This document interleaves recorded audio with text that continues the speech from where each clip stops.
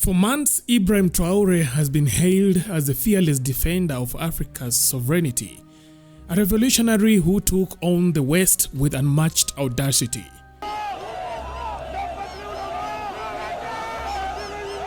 In the eyes of many across the continent, he was nothing short of a hero, an African lion standing tall against neo-colonial powers. He didn't just chase out the French government from Burkina Faso. He inspired the neighboring nations to do the same. In the Sahel region, Traore became a symbol of defiance. Online, his supporters mocked the West with viral banter, elevating him and his allies to almost mythical status. For many, he embodied the resurgence of African pride, a leader who dared to rewrite the rules of engagement between Africa and the West.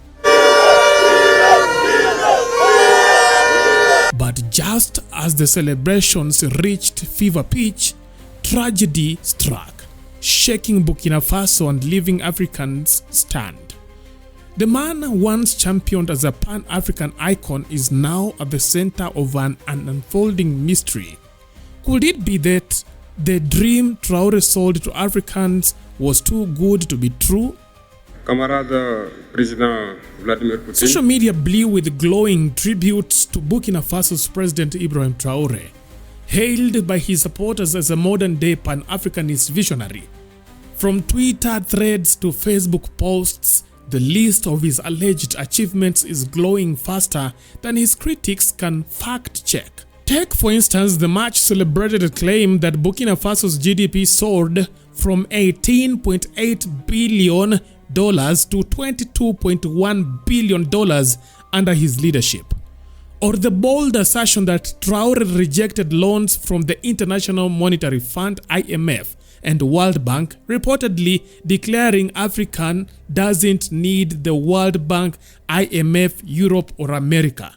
And they proudly announce that local debts have been paid off entirely. The accolades don't stop there. According to his fans, Traore's administration has taken radical steps to shed the last vestiges of colonialism, dropping French as the official language, renaming streets that bore the names of French colonial rulers, banning colonial-era barrister wigs, and reclaiming national control over resources. But behind the social media fanfare lies a more sobering reality. One the IMF and other critics are eager to highlight. According to a January 2025 report from the IMF, Burkina Faso's economic miracle might be more fiction than fact. Public debt on the rise. Despite claims of debt repayment, Burkina Faso owes the IMF a staggering $328.4 million and still carries an external debt burden of at least $10 billion. Worse, public debt is projected to climb to 57.2% of GDP by 2025. Now, fueled by fiscal deficit and a reliance on short-term domestic borrowing, rising interest rates have also increased.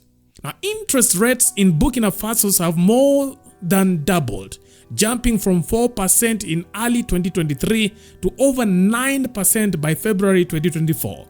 This has significantly increased the debt service burden, with a large portion of debt maturing in the short term. Il n'y a pas que au niveau de la tomate, l'État est en train de mettre contre-relancer. C'est-à-dire le processus est engagé. Economic vulnerabilities, according to the IMF, they have expressed concerns about the country's debt sustainability, pointing to issues like the short average maturity of domestic debt, which increases rollover and liquidity risks.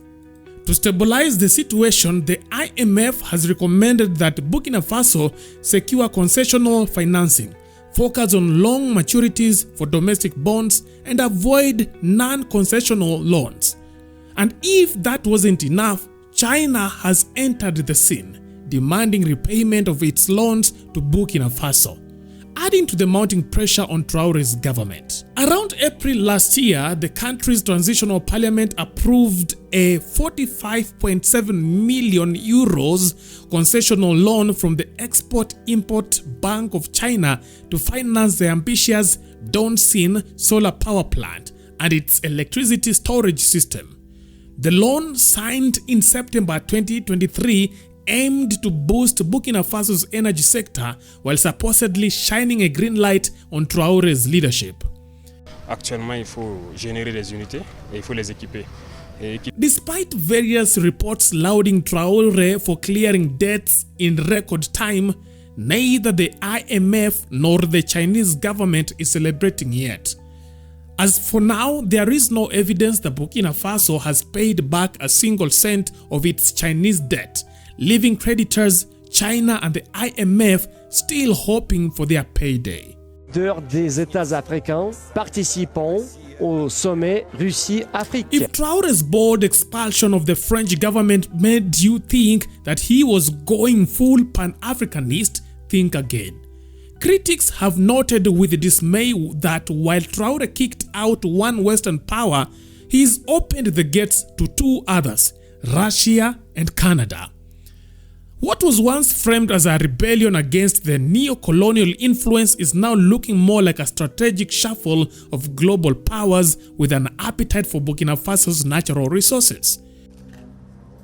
Traoré's supporters, once full of hope for an African-first approach, are now asking whether the French flag has simply been swapped for the Russian one, with Canadian mining interests tagging along for good measure. And while the French government may be out of the picture, the country's resources are still very much in play, only with new names in the game. Adding to the mix, Burkina Faso's parliament passed a new mining code in July 2024, replacing the 2015 framework. The new code promises increased state oversight and local participation in the mining sector, moves that are supposed to ensure Burkina Faso gets its fair share of the pie. While the parliament passed the new mining to help locals first, Burkina Faso's control over the mining industry remains precariously limited, with global players calling the shots. Dénommée Société Bielmara Mining. Leading the foreign invasion is the US-sanctioned Russian company Nord Gold, which operates at least 4 major gold mines in Burkina Faso.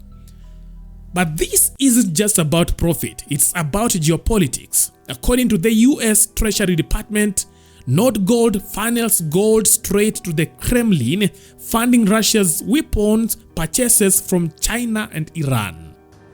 The visit, amid Western concerns over the Kremlin's expanding influence in the region, saw Ibrahim Traore sit down with Russia's Deputy Defense Minister Yunusbek Yevkurov. The company's ties to Alexei Mordashov, a billionaire with deep pockets and deep ties to the Kremlin's war in Ukraine, and Nord Gold its support on the sanction list in 2022. I am not a politician and I don't beat around the bush. I am a soldier and I prefer to tell you the truth. Meanwhile, Captain Ibrahim Traore, the self-proclaimed Putin loyalist running Burkina Faso's junta, seems more than happy to roll out the red carpet for Russian businesses. Contracts are extended, taxes slashed, and the playing field titled in Russia's favor. For Traore, Moscow isn't just a trading partner, it is a political ally. But at what cost to Burkina Faso's autonomy? Know that the Soviet Union and Russia never assumed that we should only buy raw materials from Africa. While the Russians gain ground, Western companies aren't giving up their stake without a fight. British-based Endeavour Mining operates 2 mines, including the massive Houndé and Mana sites in northern Burkina Faso. However, the junta has shown it's not shy about flexing its muscle. At the end of 2024, the government struck a deal to nationalize Endeavour's Bongu and Wangnion mines for a mere $80 million, using a local shell Lilium mining company, in a transaction worth $300 million. Was this a bargain or a haste? Right here, opinions are split. Now, Canada, a long-time heavyweight in Burkina Faso's mining scene, is watching the developments with concern but isn't backing down. Companies like Lam Gold continue to operate major sites such as the Esakane gold mine, where the government owns a modest 10% stake. Other Canadian players like Orezone and Fortuna Silver Mine Inc. are holding on to their projects despite increasing political pressure. Yet, not all foreign investors are playing nice. Australian firm Sarama Resources is locked in a $115 million legal battle with the junta after having its 12-year exploration license abruptly revoked. The case has raised eyebrows, with investors wondering if Burkina Faso is becoming too risky a gamble. For Traore's die-hard supporters, the junta's coziness with foreign corporations, particularly Russia, has been a bitter pill to swallow. Many had hoped the young leader would champion national sovereignty and put Burkina Faso's resources firmly in local hands.